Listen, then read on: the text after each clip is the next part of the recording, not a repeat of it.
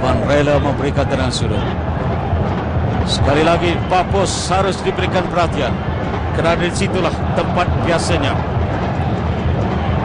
pemain nomor 16 berada. Sekali lagi perhatikan, dia berada di tempat yang sama. Tidak ada pemain yang mencoba menghalang. Shatskicks masih lagi berada di tempat yang sama. Papos Tiru.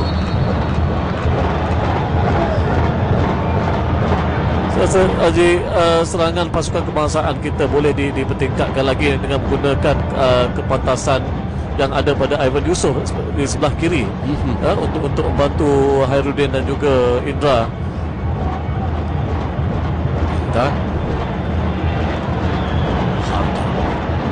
Nizam, Hairudin. Kita lambat menggunakan ruang di hadapan aja. Tiru kali pertama melemping. Tiru mencari ruang, hantar ke tengah, tak percaya. Danielson menyekatnya. Agak lambat dan agak gugup tindakan daripada Tiru. Tiru merupakan berusia 21 tahun. Pengalaman pertama aja ya di peringkat antarabangsa. Sudah banyak kali dalam Sukan C dan juga Sukan Asia diturunkan bagi pasukan bawah 23 tahun umpamanya. Tapi ini mungkin yang pertama di peringkat Asia kali ini. Helora diberikan kepada 17 Nick Life. Semula kepada Herwila Karimov. Jenasa lagi Hardi, pemain dari pasukan Telekom Melaka.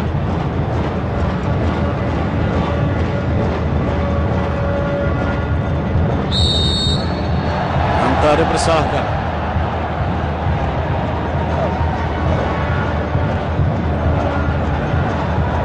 Satu tolakan yang dilakukannya di situ terhadap Timur Kapadze.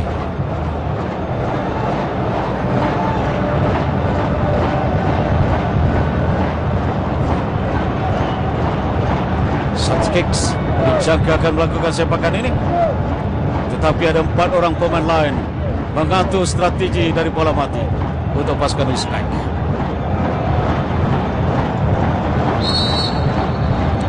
Danielson antara yang bersama dengan kubu Malaysia.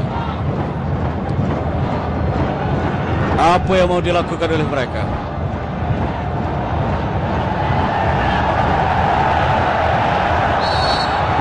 Ditinggalkan oleh Shatskicks. Satu tendangan melepasi tembak, tapi Azizun memberikan keyakinan padanya, saya rasa, dengan tendangan yang dapat selamat. Ya, saya rasa sudah 2 hantaran lintang mampu beliau tangkap, dan saya rasa ini sedikit sebanyak telah membantu membentuk keyakinan pada diri Azizun sendiri. Tendangan sudut. Sekali lagi perhatikan di mana dia berada. Dia berada hampir di tempat yang sama sebelum dipintas oleh Azizun.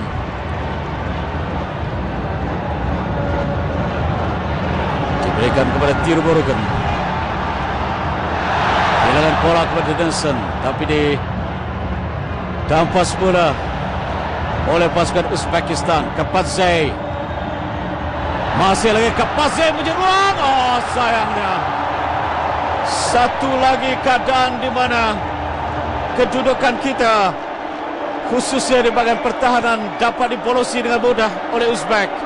Kapadze mencarikan gol. Kenapa pemain pertahanan kita suka membelakangkan badan ketika lawan mengasak ke arah gol? Kita tengok begitu mudah sekali ya. Tidak ada kekerasan, tidak ada bentesan, hadangan. Lawan masuk begitu mudah sekali untuk buat percubaan ke arah gol. 3 orang pemain di situ aja. 2-0. Inilah Kapadze yang telah berjaya mengatasi Khairul Nizam, dan kemudian 3 pemain cuba menghalang, termasuk Nanta Kumar, masih tidak berjaya untuk mendapatkan bola yang terus dilarikan dan dijaringkan gol oleh Timur Kapadze. 2-0.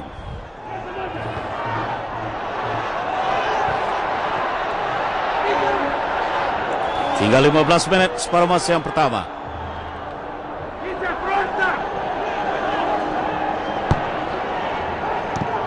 Kita membiarkan begitu mudah sekali lawan untuk membolosi barisan pertahanan.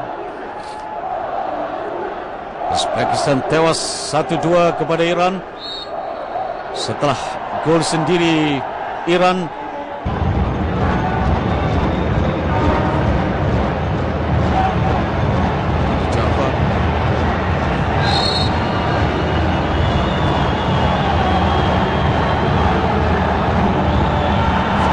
Terus masih berpeluang.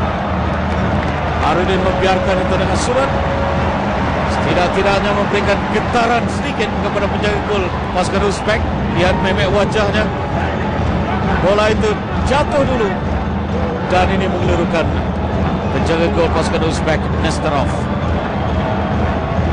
Ivan Yusuf Satil Swinga tidak ditanduk keluar dan disambung di situ oleh pemain Uzbek, tetapi Tiru berada di kawasan Uzbekistan. Harun Nizam pula sekarang ini.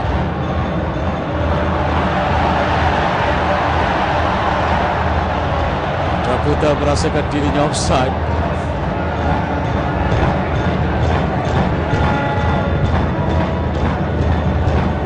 Sharimov.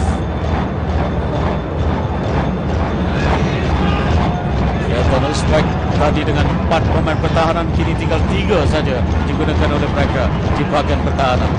Itulah dia rasa yakin untuk pasukan Uzbek lebih menggerakkan serangan daripada bertahan. Ya, Dan setakat ini barisan serangan kita juga tidak memberi ancaman kepada mereka.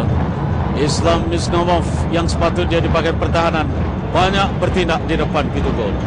Nomor 19. Cantik dari Ivan Yusuf.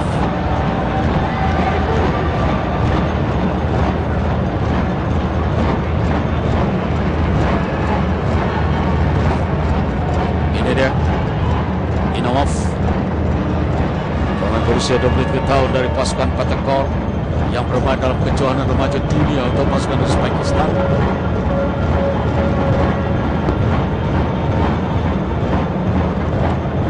Susun mencari Ivan.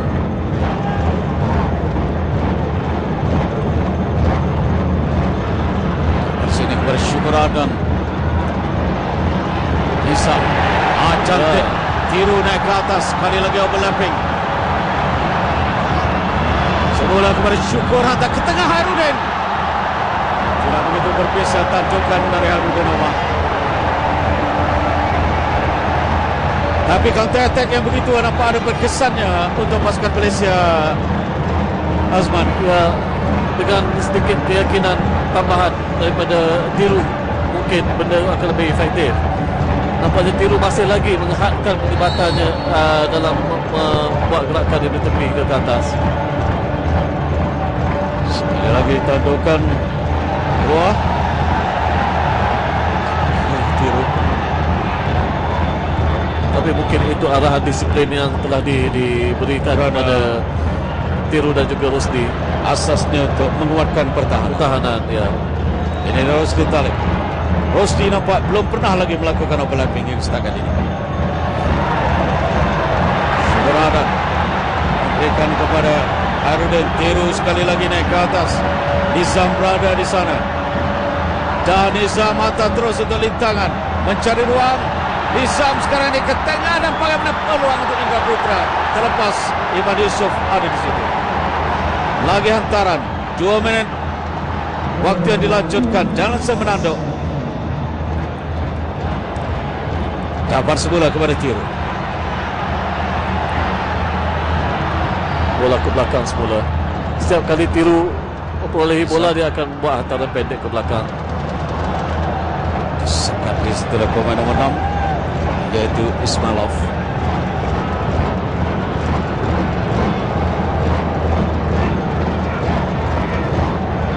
Sekali lagi pemain-pemain bagian sayap digunakan oleh pasukan Uzbek melakukan gerak. Di sebelah sana Vitali dan larian dilakukan oleh Bakayev. Bagaimana Azizun menarik kaki Bakayev. memberikan tendangan penalti untuk pasukan Uzbekistan. Satu tindakan yang tak sepatutnya berlaku.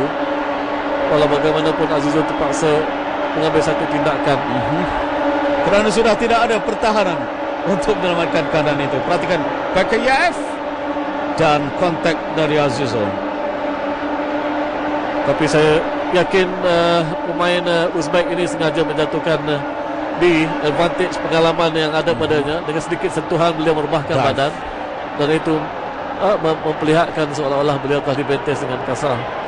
Azizul berdepan dengan tendangan penalti sekarang ini.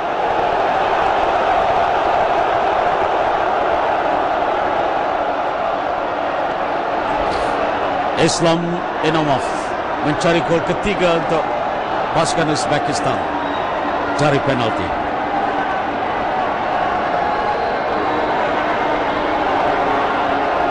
Dalam permainan memasuki masa kecederaan separuh masa yang pertama, mudah untuknya melakukan jaringan.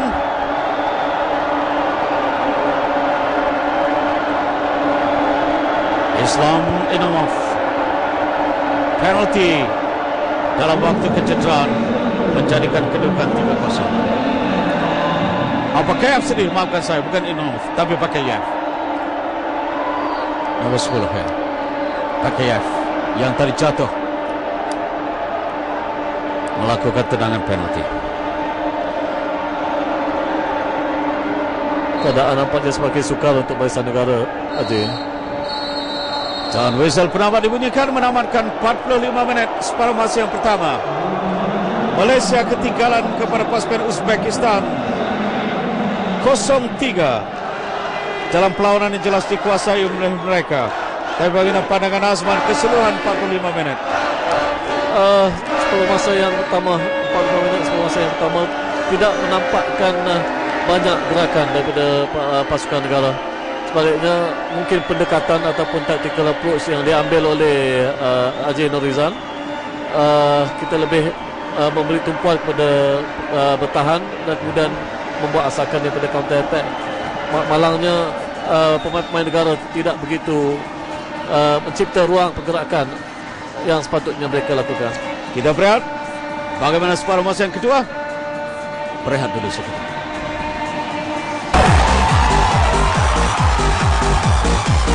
Bagaimana keputusan akhirnya nanti? Sesuatu yang kita nanti-nantikan. Setelah tewas 1-5 kepada China, Malaysia memberikan kemenangan dalam perlawanan ini. Tetapi ada yang menyatakan kemenangan sesuatu yang memang sukar. Tidak-tidaknya Malaysia memberikan seri. Tetapi ada juga yang menyatakan daripada kedudukan sekarang ini seri juga sukar. Jadi saya rasa Malaysia menunjukkan peningkatan dari separuh masa yang pertama masuk di separuh masa yang kedua. Azman, dia dalam satu sudut lain kita mengharapkan lebih kemantapan barisan pasukan negara untuk separuh masa yang kedua. Seperti mana yang Haji sebutkan tadi, memang betul untuk kita mencipta satu kejutan adalah satu perkara yang agak sukar. Cuma hakikatnya kita perlu terima dalam masa separuh masa yang kedua ini ialah menutup ruang kepada pasukan lawan untuk membuat jaringan gol tambahan, manakala kita perlu mencari ruang untuk mendapatkan gol pertama. Tidak ada pertukaran pemain dilakukan. Ivan Yusuf di depannya ialah Ismailov. Lepas Ivan cuba masuk ke penalti, terlepas pula di situ peluang untuk Hairudin. Dihantar semula, tetapi tidak ada respon dari pemain-pemain yang sudah berada untuk bergerak semula ke belakang. Sayang sekali peluang seumpama itu yang kita perolehi, Haji. Jarang sekali untuk kita dapat peluang seumpama itu, tapi malah